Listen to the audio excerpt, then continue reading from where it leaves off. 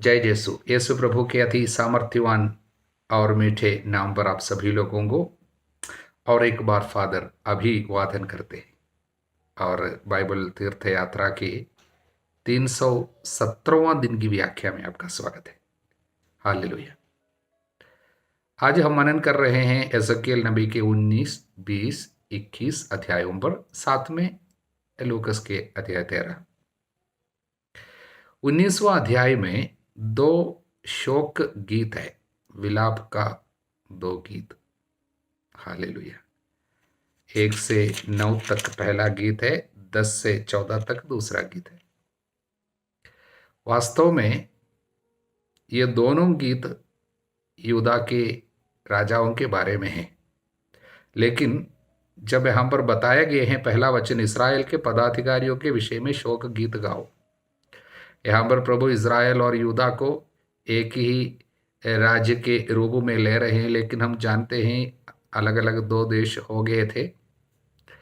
12 वंश जो है याकूब के, वो किस तरह दो देश में बट गए थे, हम सब अब पढ़ चुके हैं, देख चुके हैं। और इज़राइल का अंत पहले से हो गया था असीरियों के द्वारा, असुर के राजा के द्वारा। उसके बाद यूदा देश रह गया, और यूदा का अंत किस तरह हो रहे हैं बाबुल के राजा नबूकदनेस्सर के द्वारा, ये सब हम लोग देख चुके हैं। अब उन पदाधिकारियों के द्वारा, उन पदाधिकारियों को इंग्लिश में यहाँ पर द प्रिंसेस ऑफ इज़राइल, वास्तव में ये राजाओं के बारे में है। तो प्रभु का दुख नबी के द्वारा प्रकट हो रहा है। क्यों? देश के अधिकारी लोग, राजा लोग अपने देश को, अपने लोगों को बचा नहीं पाए। हालेलुया। देश के ऊपर आने वाली विपत्ति से ये राजा चाहते हैं तो बचा सकते थे, किंतु उन्होंने देश के ऊपर विपत्ति को बुला लाया अपने कुकर्मों के कारण। इसलिए प्रभु उन पर शोक मना रहे हैं। प्रभु का दुख है वास्तव में नबी के द्वारा प्रकट हो रहे हैं।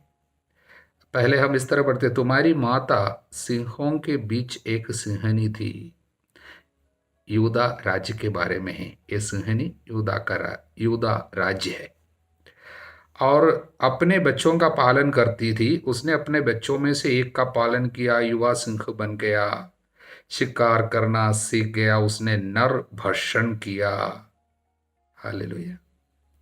तब राष्ट्र उसके विरुद्ध हल्ला करने लगे और वे अकुंसियों में फंसाकर मिस्र ले गए। किसके बारे में है? यहो आहास राजा के बारे में। उसके विषय में राजाओं के दूसरे ग्रंथ के 23वां अध्याय में 30 से लेकर वचन में हम पढ़ते हैं किस तरह मिस्र के राजा फिराउन नेको इसको बंदी बनाकर मिस्र देश ले गया। वहां पर उसकी मृत्यु होती है। 3 महीना केवल राज्य किया उसने, शासन किया, किंतु 3 महीने के अंदर जितना कुकर्म कर सकता है उतना कुकर्म किया। उसके बारे में इतिहास बताते बहुत ही धोखेबाज, दुष्ट, कुकर्मी व्यक्ति था। इसलिए उनको मिस्र देश में गुलामी में जाना पड़ा, वहां पर उसकी मृत्यु हुई है, पहली बात। और तब वचन 5 से, जब सिंहनी ने अनुभव किया उसकी प्रतीक्षा व्यर्थ हो गई, उसकी आशा पर पानी फिर गया, तो उसने अपना दूसरा बच्चा चुना, उसे पोसकर युवा सिंह बना दिया। सिंहों के बीच विचरने लगा, युवा सिंह बन गया, शिकार करना सीख गया, उसने नरभक्षण किया, उसने उनके गढ़ ध्वस्त कर दिए, अपने ही गढ़ को ध्वस्त कर दिया, उनके नगर उजाड़ डाले। ये किसके बारे में? यहोयाकीन के बारे में। और किस तरह 3 महीने के अंदर, अब उसका शासनकाल भी 3 महीना रहा, और उन 3 महीनों में उसने क्या कितना बुरा कार्य किया, कुकर्म किया, जिसके चलते देश के ऊपर विपत्ति आई और नबूकदनेस्सर बाबुल से आकर पराजित किया यूदा को, और इस राजा को, राजमाता को, उनके पदाधिकारियों को, देश के नेताओं को सब लेकर बाबुल गया। कम से कम 10,000 लोगों को निर्वासन में लेकर गया, और केवल गरीब लोगों को उसके बाद यूदा में छोड़ कर रखा, यरूशलेम में छोड़ दिया। बाकी सारे लोगों को जो भी समाज में सम्मानित थे, जो भी युद्ध करने वाले थे, इन सारे लोगों को लेकर गया। हालेलुया। इस तरह दोनों यहोयाहास और यहोयाकीन, ये दोनों के बारे में, दोनों सिंह के बारे में, और उनकी माता का दुख है, वो माता यरूशलेम या यूदा है। हालेलुया। तो प्रभु का दुख यहाँ पर प्रकट हो रहे हैं। और उसके बाद दूसरा विलाप 10वां वचन से, तुम्हारी माता दाखबारी में दाखलता के सदृश थी। इसराइल के बारे में। हालेलुया। इसराइल के बारे में दाखलता, इसराइल को दाखलता के रूप में कई बार बताए गए हैं बाइबल में। तो यहाँ पर उसके विषय में बताया गया, जो जल के समीप लगाई गई थी, प्रचुर जल के कारण वह फलों और टहनियों से लद गई थी। तो यहाँ पर एजकियल नबी इज़राइल के ऐश्वर्यवान समय, महिमा में समय के बारे में बता रहे। वचन 11 में उसका सबसे सबल तना राजदंड बन गया, मोटी शाखाओं के बीच सबसे ऊंचा हो गया, उसकी लंबाई बादलों तक पहुंच गई थी। वास्तव में ये राजा दाऊद और सुलेमान के सब समय के बारे में बता रहे। ऊंचाई में थे, अच्छा नाम था। फिर बाद में क्या हो गया, किंतु वचन 12 से, क्रोधावेश में उसे तोड़कर नीचे फेंक दिया गया, उसका पुष्ट तना मुरझा गया, आग में जलकर भस्म हो गई। प्रभु का हाथ उनके ऊपर से हट गया, यानी संरक्षण का हाथ नहीं रहा इज़राइल के ऊपर से। इज़राइल बाद में दो भाग में, दो राज्य में बढ़ गए, और उसके बाद उनके ऊपर कितनी विपत्तियां आई हैं, कितना उनको सहना पड़ा दूसरों से। ये सारी बातें एक शब्द में समावेश कर रहे हैं, मतलब संक्षिप्त करते हुए यहाँ पर बता रहे हैं। इसलिए उनके ऊपर शोक व्यक्त कर रहे हैं। और वचन 13, अब वह उजाड़ खंड में सूखी प्यासी भूमि में लगाई गई है, अच्छे जगह से दूसरे देश में जाए, निर्वासन में, निर्वासन की बात है, सूखापन। बाबुल चला गया और उसके तने से आग फूटी है, उसने उसकी शाखाओं और फलों को भस्म कर दिया। उसकी तना से आग फूटी है, वो आग उसको जला दिया। इसलिए देखिए, इसको समझने की बात है। प्रभु नबी के द्वारा बता रहे हैं, इसके तने से आग फूटी है। इसका मतलब विपत्ति बाहर से नहीं बल्कि अंदर से ही है। हालेलुया। मतलब करप्शन एंड डिस्ट्रक्शन, जो जनता के ऊपर, इज़राइल के ऊपर आई हुई विपत्ति वास्तव में इज़राइल के अंदर से ही है, बाहर से नहीं। कारण अंदर लोगों के पाप। और उसमें जो तने से आग फूटी है, हम पर जिसके विषय में बता रहे हैं, ये सदकिया के बारे में। राजा सदकिया यूदा का आखिरी राजा है, उसी के कारण ही वास्तव में पूर्ण तबाही यूदा की। कारण हम देख चुके हैं, सदकिया ने मिस्र के राजा के पास गया और अपने अधीनता, उसने वादा किया था किसके साथ, जिसने उसको राजा बनाया था, बाबुल का राजा नबुकदनेस्सर ने ही इसको राजा बनाया था यहोयाकीन की जगह में। और उसने बाद में विद्रोह किया, और तब क्रोध में बाबुल से नबुकदनेस्सर वापस आकर पूर्ण रूप से तबाह कर डाला, यानी जला दिया नगर को और मंदिर को, सब कुछ समाप्त कर दिया। उसका कारण वास्तव में ये आग कहाँ से आई, उसी की तना से आई, सदकिया से। इसलिए यूदा के राजा, दाऊद के राजवंश में, दाऊद के वंश के अंतिम 3 राजाओं के बारे में यहाँ पर शोक मना रहे हैं इसमें। हालेलुया। इसलिए सदकिया के साथ साथ वहाँ पर याद राजवंश जो है समाप्त हो रहे हैं, कहाँ पर, यूदा में। हालेलुया। तो इसलिए ये छोटा सा अध्याय है, लेकिन बहुत सुंदर रीति से लिखा गया, एक पद्य जैसा है, एक गीत है, शोक गीत है। 19वां अध्याय, प्रभु को धन्यवाद।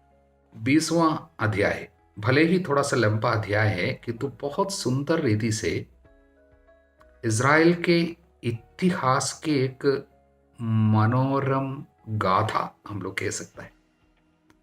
2 भागों में इसको समझने से बहुत अच्छा लगेगा। पहला भाग 1 से 32 तक का वचन है। वहां पर इज़राइल के अतीत के बारे में, अतीत कैसा था, निराशाजनक अतीत, आज्ञा भंग का एक अतीत, परेशानी से भरा हुआ एक अतीत, रिबेलियस पास्ट। किंतु 33वां वचन से कुछ चित्र बदल जाता है, उसका टोन बदल जाता है, महिमा में भविष्य के बारे में। हालेलुया। पहला भाग में प्रभु ने इज़राइल के लिए क्या क्या किया, मैंने वो किया, मैंने तुम्हारे लिए ये किया, एक एक करके प्रभु अंकित कर रहे हैं। और साथ साथ वो भी बताया गया कि इस्राएल ने क्या क्या किया प्रभु के लिए। हालेलुया। किस तरह आज्ञा भंग किया, किस तरह उसने अपनी दुष्टता को प्रकट किया, किस तरह प्रभु को दुख दिया, प्रभु की योजनाओं को किस तरह उसने चकनाचूर करने की कोशिश किया, ये सारी बातें पहला भाग में। और उनके ऊपर प्रभु विपत्ति आने दिया।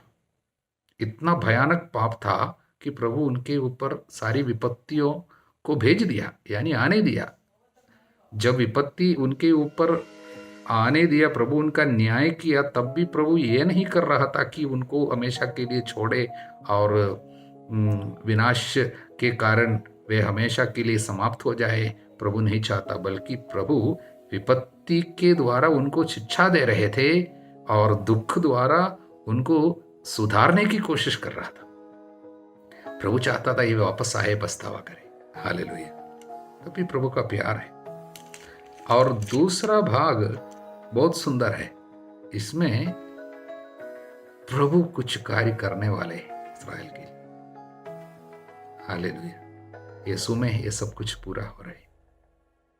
कलीसिया में प्रभु ये सारा कार्य कर रहे हैं। इसलिए दूसरे पूरे भाग को हम एक मसीहानिक प्रोफेसी समझ सकते हैं। मसीहा के विषय में, वास्तव में मसीहा में ही प्रभु ये सब कुछ पूरा करे। यहाँ पर बार बार हम लोग क्या पढ़ेंगे, मैं ये करूंगा, मैं करूंगा, I will, I will, I will, कम से कम 13 या 14 बार, इतने 33 से 44 तक के वचनों में। जैसा कि मैं राज्य करूंगा 33वां वचन में, मैं, और 34वां वचन मैं एकत्र करूंगा, 37वां वचन में मैं गिनती करूंगा, मैं तुम्हें अपनाऊंगा, 40वां वचन मैं ग्रहण करूंगा, मैं बाहर निकालूंगा, मैं तुम्हें अपनाऊंगा, मैं पवित्रता प्रकट करूंगा, मैं अपने मर्यादा के अनुरूप कार्य करूंगा, मैं करूंगा।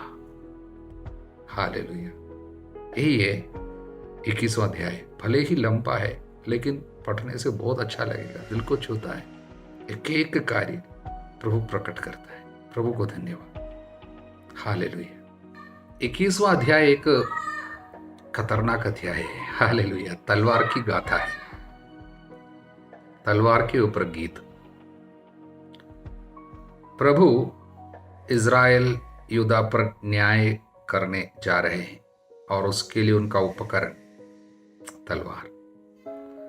बताते हैं वचन 10 में, तब सभी शरीरधारी ये समझ जाएंगे कि मैं प्रभु ने म्यान से अपनी तलवार निकाली।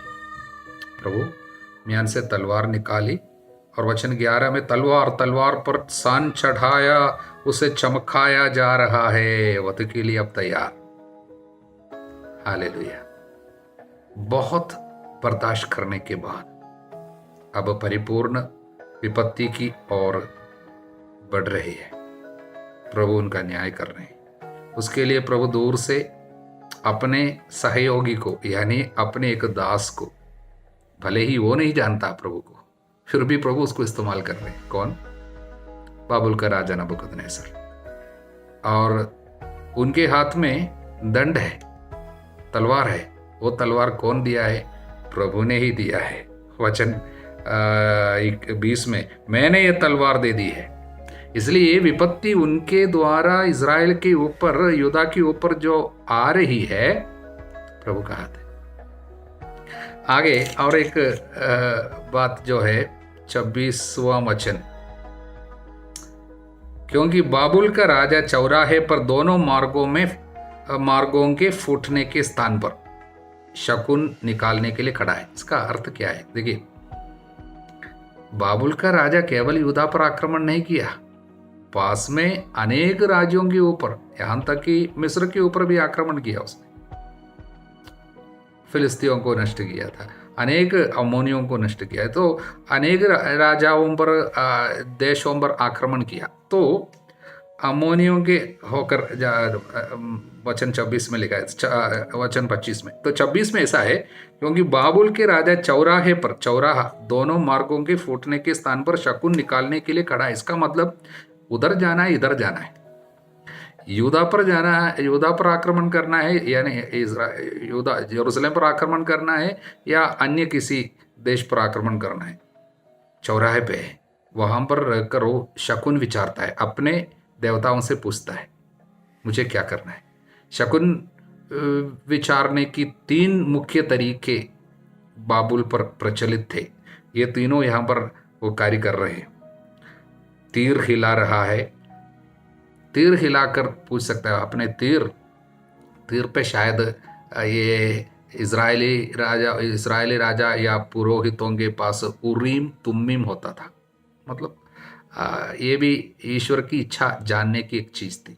इन लोग तीर हिलाते थे, मतलब तीर पे शायद लिख कर रखता है और उसके बाद इसको हिलाएगा और एक निकालेगा, तब उसको तीर हिलाने की एक चीज है। और तराफिम से प्रश्न उनकी देवता से पूछते हैं, और कलेजे की परख कर रहा है। कलेजे मतलब किसी जानवर को मारेगा और उसका कलेजा निकालेगा, और उससे जुड़ी हुई एक चीज है। मतलब ये सब ऑकल्ट प्रैक्टिस है, यानी तंत्र मंत्र जादू से जुड़ी हुई बात है। तो ये तीनों चीज वो कर रहा है, परख रहा है कहाँ जाना है। हालेलुया।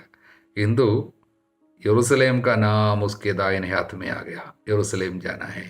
हालेलुया। और उधर जाकर वध का आदेश, युद्ध की ललकार, फाटकों तक युद्ध यंत्र लगाने, ठीले बनाने, मोर्चाबंदी करने का संकेत यरूशलेम के नाम से उसके हाथ में आ गया। इसमें संदेश ही है, भले ही उसने सोचा, राजा सोचा कि मेरी देवता के द्वारा मुझे संदेश मिला है, लेकिन उसके ऊपर वास्तव में किसका अधिकार है? प्रभु का। ये कौन कर रहा है? प्रभु। इसलिए उनके शकुन विचारने के ऊपर भी प्रभु का अधिकार है। इनके तंत्र मंत्र जादू टोना जो भी है, उसके ऊपर भी प्रभु की योजना, प्रभु का अधिकार। इसलिए शकुन विचारने वालों से हमको डरना है? नहीं डरना है, क्योंकि उसके ऊपर प्रभु का अधिकार है। यह आदमी सोचता है कि मैं शकुन विचार कर ढूंढ निकाला, यरूशलेम के ऊपर आक्रमण करना है, लेकिन इसके पहले ही योजना सब किसने बनाई? प्रभु ने बनाई। भले ही इसने प्रभु को कभी जाना नहीं, लेकिन प्रभु ये कार्य उनके द्वारा कर रहा है। यही बात है। प्रभु को धन्यवाद। हालेलुया। और आगे वचन 31 और 32 बहुत सुंदर है, उसको भी देखेंगे। प्रभु ईश्वर कहता है, पगड़ी हटा लो और मुकुट उतार दो। यहूदा और इस्राएल के लिए प्रभु पगड़ी, ये पुरोहित पहनता था। इस्राएल में पुरोहितों के, मुख्य पुरोहित, प्रधान याजक की एक पगड़ी होती थी। याजक यानी पुरोहिताई का एक चिन्ह है, और मुकुट राजा का है, राजा मुकुट पहनता है, किरीट। इसलिए पगड़ी हटा लो, मुकुट उतार दो। अब पहले जैसी बात नहीं रहेगी। पुरोहिताई और राजसत्ता जो है, राजा का अधिकार, ये दोनों पर अब कुछ समय के लिए ताला डाला जाएगा। यानी पुरोहिताई इस्राएल में लगातार थी, और दाऊद के वंश में राजा लगातार शासन कर रहे हैं, लेकिन प्रभु कर रहे हैं, अब मैं कुछ समय के लिए उसको समाप्त कर रहा हूं। हालेलुया। तो हम राजकीय याजक गण हैं, कैसे? यीशु में तो पुराने विधान के एक महत्वपूर्ण भविष्यवाणी अगला वचन में है, यहाँ पर 32वां वचन में। इंग्लिश में वास्तव में वो वचन 27 है। हालेलुया। तो 32वां वचन में एक मसीह की भविष्यवाणी, मसीहानिक प्रोफेसी, बहुत ही सुंदर। मैं इसको नष्ट नष्ट नष्ट कर दूंगा, इसको पुरोहिताई और राजत्व, ये दोनों को कुछ समय के लिए नष्ट कर दूंगा, जब तक इसका न्याय करने वाला अधिकारी नहीं आ जाता, जिसे मैं वो अधिकार प्रदान करूंगा। हालेलुया। जब तक वो नहीं आएगा ये राजत्व समाप्त। वो आएगा जिसको मैं ये प्रदान करूंगा, वो जब तक नहीं आएगा अब समाप्त रहेगा। ये समझ में आई बात? ये किसके विषय में? यीशु के बारे में, जो सच में अधिकारी जो है, दाऊद के पुत्र, ईश्वर के पुत्र मसीहा, वही अधिकारी है। हालेलुया। वो जब तक नहीं आएगा, वही पुरोहित है, वो राजा है, वो जब तक नहीं आएगा ये समाप्त। हालेलुया। कितनी सुंदर बात है इस अध्याय में। प्रभु को हम धन्यवाद। इस तरह हम लोग तीनों अध्याय देख चुके हैं। 19, 20, 21 अध्यायों में मुख्य संदेश को हम देख चुके हैं। प्रभु को धन्यवाद। लूकस के सुसमाचार के 13वां अध्याय बहुत ही सुंदर अध्याय। इसकी एक एक वचन की व्याख्या देने का मन करता है, लेकिन एक आधा घंटा लग जाएगा। आधा घंटा होने पर भी लोग अभी देखने के लिए बहुत डरता है, आधा घंटा, लेकिन 3 घंटे का फिल्म देखने के लिए कोई डर नहीं होता है। अब वचन सब 1-2 मिनट में समेट कर देगा तो देखेगा। हालेलुया। ऐसा हो गया।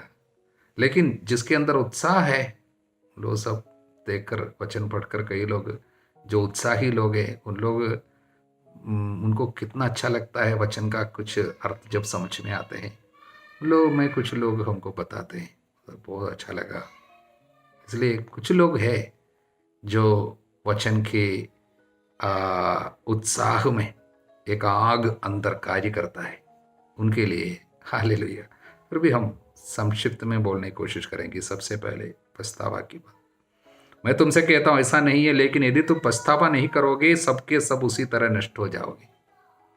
जब भी कुछ विपत्ति आती है, यहाँ पर क्या विपत्ति के 2 विपत्ति के बारे में, कुछ लोगों के रक्त पिलातुस ने उनकी बलि पशुओं में मिला दिया।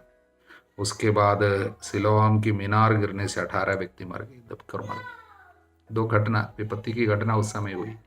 वो दोनों घटनाओं को लेते हुए प्रभु कहते हैं, यह नहीं सोचना उन लोगों के साथ इसलिए हुआ कि उन लोग हमसे बढ़कर पापी थे, इसलिए उनके ऊपर विपत्ति आई, हम सब बच गए, हम धार्मिक है। ऐसा नहीं है। जब भी कोई भयानक घटना या दुखमय और विपत्ति की बातें होती है, तुरंत उससे हमको संदेश क्या लेना है?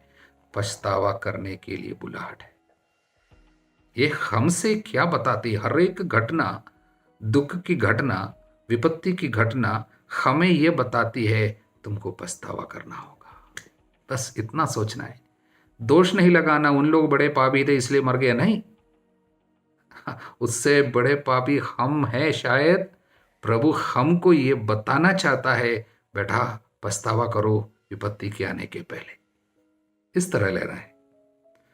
और उसके तुरंत बाद इसलिए फलहीन अंजीर के पेड़ की दृष्टांत, 3 साल तक देखने आया, फल नहीं है, इसलिए मालिक ने बताया काट डालो। पृथ्वी को चेंगे हुए क्यों है? क्योंकि मैं 3 वर्षों से अंजीर के इस पेड़ में फल खोजने आता हूँ। तो माली ने मालिक के सामने हाथ जोड़कर विनती किया। बेचारा अंजीर के पेड़ और मालिक के बीच में खड़े होकर मध्यस्थता मांगने वाली वो माली है यीशु हमारे लिए। उनकी मध्यस्थता से हम लोगों को और थोड़ा सा समय पिता ने दे दिया। यीशु के दुख भोग और मृत्यु एक मध्यस्थ प्रार्थना है, और उसके द्वारा हमको और समय मिला है। नहीं तो कितने पहले हमारे ऊपर विपत्ति आती, दुनिया सब कुछ समाप्त हो जाती। ईश्वर न्याय करता, किंतु यीशु के दुख भोग और उसकी मृत्यु मध्यस्थ प्रार्थना है, जिसके चलते एक्सटेंडेड टाइम, अधिक समय हमको मिले। लेकिन कब तक वो समय रहेगा हमको नहीं पता। इसलिए हर एक घटना हमको ये बताते हैं, पछतावा करो, फल उत्पन्न करो। और उस दुर्बल स्त्री को स्वास्थ्य लाभ देने के समय में प्रभु ये बताते हैं, शैतान ने इस स्त्री इब्राहिम की इस बेटी को 18 वर्षों से बांध रखा था। विश्राम के दिवस में प्रभु उसको खोल दिया। शैतान बांधेगा, बीमारी में बांधता है, नशेबाजी में बांधता है, कुछ बराबर होने वाली विपत्ति परिवार के ऊपर, उसके पीछे शैतान शायद कुछ बांधा होगा। किसी के साथ बराबर विपत्ति आ रही है, शत्रु शैतान का हाथ होगा। इसलिए पहचानना है, बीमारी के पीछे भी शैतान का कुछ हाथ होगा जो हमें पापों में बांध कर रखा होगा कहीं ना कहीं। लेकिन प्रभु हमको जरूर छुड़ाना चाहते, इसलिए प्रभु का नाम लेना, उनका वचन दिल पे लगाना और उसकी आराधना करना और उसके पास जाना, जरूर वो खोल देगा। इसलिए तो आया है, मैं जीवन देने, भरपूर जीवन देने आया हूं। किंतु वो शैतान बांधने आता है, क्या है, वो मारने, नष्ट करने, चुराने आता है। इसलिए प्रभु उनके ऊपर उसका अधिकार है, जरूर हमारे लिए वो कार्य करेंगे। अगर उस स्त्री के लिए, दुर्बल स्त्री के लिए प्रभु बिना पूछे किया है, हमारे लिए क्यों नहीं करेगा, करेंगे। और प्रभु कहता है, राई का दाना की तरह है ईश्वर का राज्य। इसका मतलब कभी कभी ईश्वर के महान कार्य सब दिखाई नहीं देगा। ईश्वर का राज्य, इसका मतलब ये नहीं है कि ईश्वर का राज्य कार्य नहीं कर रहा हो, चमत्कार दिखाई नहीं देता है और लोगों का मन परिवर्तन अचानक दिखाई नहीं देता। इसलिए निराश नहीं होना, क्योंकि राई का दाना जैसे बड़ा होता है, इसमें कुछ दिखाई नहीं देता है अचानक, एक दिन में दिखाई नहीं देता, धीरे धीरे आता है। आगे खमीर का दृष्टांत बोला, ईश्वर का राज्य खमीर के जैसे हैं। इसे लेकर किसी स्त्री ने 3 पसेरी आटा में मिलाया, सारा आटा खमीर हो गया, लेकिन दिखाई नहीं देता, लेकिन कार्य होता है, अंदर ही अंदर कार्य होता है। इसलिए निराश नहीं होना कि कुछ दिखाई नहीं देता हो, प्रभु कहाँ है, कार्य नहीं करता है, कार्य हो रहा है, अंदर ही अंदर है, भीतर ही भीतर है, कार्य जरूर हो रहा है। ऐसा है, विश्वास करना है। मुक्ति की कठिनता के बारे में प्रभु यहाँ पर सिखाते हैं। कठिनता जरूर है, इसका मतलब आसानी से मिलने वाली चीज नहीं है मुक्ति। ईश्वर का राज्य आसानी से पाने वाली चीज, उसके लिए मेहनत करना पड़ता है, शरीर को तपाना पड़ेगा, घुटने टेकना पड़ेगा, कई चीजों को छोड़ना पड़ेगा, ये सब है। प्रभु को धन्यवाद। और उसके बाद कोई आकर, कुछ फरीसियों ने आकर ईसा से कहा, विदा लीजिए, यहां से चले जाइए, हेरोद आपको मार डालना चाहता है। लेकिन भागने वाला नहीं है। यीशु ने क्या बोला, जाकर उस लोमड़ी से कहो, मैं आज और कल नरकदूतों को निकालता, रोगियों को चंगा करता, तीसरे दिन मेरा कार्य समापन तक पहुंचा दिया जाएगा। इससे प्रभु क्या क्या बताना चाहता है, प्रभु अधिकारी से डरता नहीं है, क्योंकि प्रभु को मालूम है जो कुछ उनके साथ हो रहे हैं पिता की इच्छा के अनुसार है, और समय प्रभु पिता रखा है, उस समय में ये सब कुछ होगा। और प्रभु के साथ जो हो रही है, वहाँ पर जो होने वाले हैं, यरूशलेम की ओर, प्रस्थान यरूशलेम की ओर जा रहे हैं, यरूशलेम के निकट आ रहे, तो यरूशलेम में जाकर जो चीज़ होने वाली है, उनके साथ घटित होने वाली, वो सब बाई चांस में, इत्तेफाक में उनके ऊपर नहीं हुई है। इसलिए प्रभु यहाँ पर इसके द्वारा ये बताना चाहता है, जो कुछ भी होगा वो सब पिता की इच्छा के अनुसार। प्रभु सब कुछ जानता है, और जबरदस्ती उनको कोई क्रूस पर नहीं चढ़ाया, प्रभु स्वयं क्रूस पर अपने को चढ़ाने के लिए आ रहे। इसलिए ये सोचेगा तो किसने यीशु को सूली पर चढ़ाया, और किसी ने नहीं, स्वयं यीशु। जब तक यीशु अपने को समर्पित नहीं करता, उनके ऊपर किसी का अधिकार नहीं है। हालेलुया। प्रभु हमारे कल्याणार्थ अपने को अर्पित कर रहा था, इसलिए वो स्वयं यह सब कुछ जानते हुए आगे बढ़ रहा था। वो भागने वाले नहीं है, क्रूस से भागने वाला नहीं है, क्रूस को देखते हुए क्रूस की ओर वो बढ़ रहा है। इसलिए हमको भागने के लिए नहीं, हम लोगों को भी भागना नहीं है, क्रूस से भागना नहीं है, मृत्यु से भी भागना नहीं है। कारण मृत्यु के लिए हम लोगों को तैयार रहना चाहिए। हालेलुया। इसलिए मृत्यु से डरना नहीं चाहिए। कोई भी ईसाई मृत्यु से नहीं डरते हैं, क्योंकि यीशु मृत्यु को पराजित करने वाले पे हमारा विश्वास है। इसलिए मृत्यु केवल एक दरवाजा है जिसके द्वारा हम आनंद जीवन में प्रवेश कर रहे हैं। इसलिए मृत्यु से हम बिल्कुल डरते नहीं। जैसे संत पौलुस कहते हैं, मैं तो उसको चाहता हूं और उसके लिए इंतजार करके बैठता हूं, कब जाके मैं उसका दर्शन करूंगा। किंतु आपके कारण मुझे कुछ और समय यहाँ पर टिकना पड़ता है, कुछ और काम करने के लिए प्रभु दिया, इसलिए रहना पड़ता है। नहीं तो मैं कितने पहले चाहता मैं जाऊं। इसलिए मृत्यु से हमें डरना नहीं। अंत में चेतावनी, यरूशलेम यरूशलेम नबियों की हत्या करता, अपने पास भेजे हुए लोगों को पत्थरों से मार देता है। यरूशलेम पर विलाप है। हमने आज एसकीएल नबी का विलाप देखा। ये प्रभु का दुख है, वास्तव में ईश्वर का दुख है। यरूशलेम के ऊपर होने वाली विपत्ति प्रभु जानता है। उनके मृत्यु के बाद 40 साल के अंदर यरूशलेम के ऊपर एक महान विपत्ति, एक खतरनाक कार्य होने वाली है। रोमी आकर समाप्त कर देगा। उस समय बाबुल के लोग, नबूकदनेस्सर ने जो कार्य किया था यरूशलेम के ऊपर, उससे भयानक विपत्ति आने वाली है। उस समय उन लोग केवल नबियों की हत्या किया थी, लेकिन अब ईश्वर के पुत्र की हत्या हो रही है। हालेलुया। इसलिए उनके ऊपर भयानक विपत्ति आई। मैंने कितना चाहा तेरी संतान को एकत्र कर लूं, जैसे मुर्गी अपने चूजों को अपने डायनों के नीचे एकत्र कर ली। मैंने कितने बार चाहा। ये सुने कब की बात? ये पिता की बात है, पिता का शब्द है। यहां पर यीशु का जो शब्द पिता का शब्द है, ईश्वर का शब्द है। मैंने कितना चाहा तुम्हारे संतानों को एकत्र करो। पिता कितना कोशिश कर रहे हैं, जैसे मुर्गी अपने चूजों को डायनों तले एकत्र करती, उसी तरह देखो, इसलिए तुम्हारा घर उजाड़ छोड़ दिया जाएगा, उजाड़ छोड़ दिया जाएगा। मैं तुमसे कहता हूं, तुम मुझे तब तक नहीं देखोगे जब तक तुम ये न कहोगे, धन्य है वो जो प्रभु के नाम पर आते। स्वीकार करना पड़ेगा, यीशु ही मुक्तिदाता है। पिता के नाम पर वो आया है, इसलिए उसको मुक्तिदाता के रूप में स्वीकार जब तक नहीं करेंगे, तब तक मुक्ति नहीं है, तब तक घर उजाड़ रहेगा। प्रभु को धन्यवाद। उस प्रभु के सामर्थ्यवान नाम पर मुझे प्राप्त पुरोहिताई अधिकार से मैं आपको आशीर्वाद देता हूं, अब सदा सर्वदा अनंत काल तक। आमीन।